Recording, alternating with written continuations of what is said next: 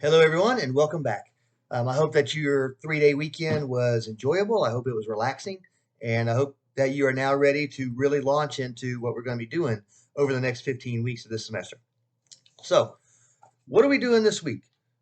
First of all, the reading quiz on chapter 1.2. So, as you go into the week 2 folder, which should open up Tuesday morning, um, you will see that there are uh, there's an assignment, there's a chapter, there's a reading quiz, there's a discussion. Okay.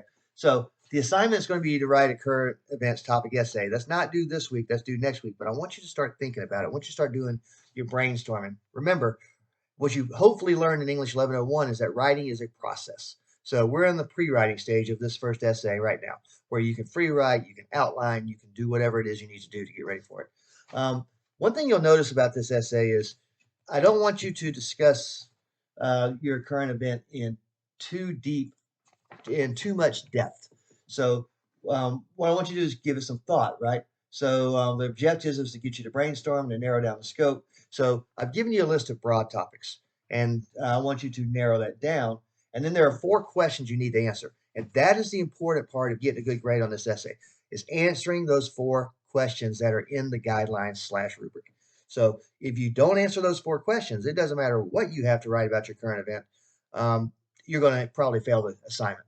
So follow the directions carefully, answer the 4 questions. And all it's asking you is what topic you've chosen, why did you choose it, what you want to learn, and if you have a working thesis. And remember, a working thesis changes as you get more information. That's to be expected. So don't pick a topic and then write everything you have to say about that topic. Pick a topic and answer those 4 questions. And I'm going to repeat that because too many students don't hear me the first 5 times. So I'm going to repeat it one more time. Pick your topic, narrow it down to something that you can write an essay about, and then answer the 4 questions. That's all there is to this assignment. I also want you to take note of one other thing.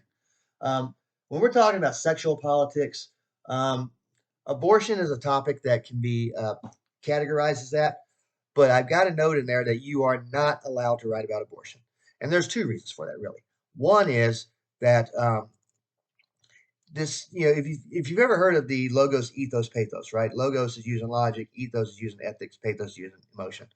Far too often, anti-abortion papers go into graphic, bloody detail about what an abortion is and uh, what it does to the mother and the kid and everything, right? That right. I've already read about 500 of those papers that explain that to me. I'm not reading another one. So you'll see that it says if you choose abortion, I'm going to return it to you unread and give you a 0 until you write something about something else. There are all kinds of other sexual politics you can bring in, right? Um, you know, the list is long, but abortion is off the table. So remember that. So there's also a reading quiz on 1.2 or chapter 1.2. And so it's not a very long chapter, but you want to make sure that you read it. Remember, it's open books, so you can have the book open in another tab, uh, and then do the and then read along as you go through the quiz. And as you get to the answer, you put the answer in, and then you go to the next question. Read on till you get to that answer and things like that. I'm not trying to fail you. I'm not trying to trick you.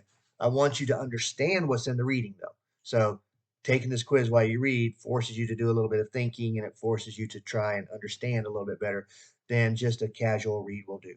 So this week, oh, and you've got the discussion board. The discussion board, you are supposed to type your first response or initial answers to the questions by Wednesday night. Which, of course, I know that in a short week, gives you one fewer day, but the rest of the semester, everything will start on Mondays. So answer the questions by Wednesday night. By Sunday night, respond to 2 of your classmates minimum.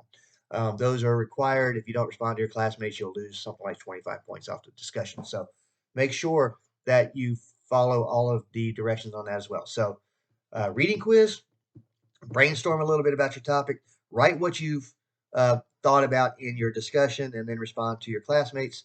Um, and pick a topic that you're going to want to stick with because you'll be spending a lot of time on that over the next, say, 10 or 12 weeks.